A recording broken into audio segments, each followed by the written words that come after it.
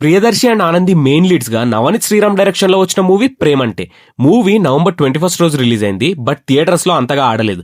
కానీ last week Netflix లో release అయినాక ఇండియాలో టాప్ 3లో ట్రెండింగ్ లో ఉంది. మూవీ చూశాక నా ఒపీనియన్ చెప్పాలంటే నచ్చింది భయ్య, చాలా బాగుంది. ఫ్యామిలీ మొత్తం హ్యాపీగా చూడొచ్చు. కామెడీ, సస్పెన్స్, ఎమోషన్స్ అన్ని పర్ఫెక్ట్ గా బ్లెండ్ అయినాయి.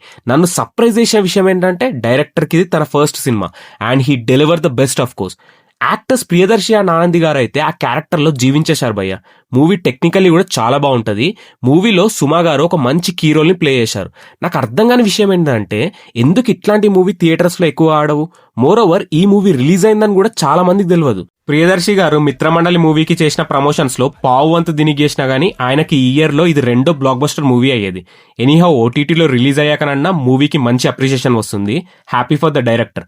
ఇంకోటి ఏంటంటే డైరెక్టర్ తెలుగోడు కాదు, తమిళనాడు నుంచి వచ్చి ప్రాపర్ రైటింగ్ అండ్ ఎమోషన్స్ తో తెలుగులో సినిమా తీశాడు.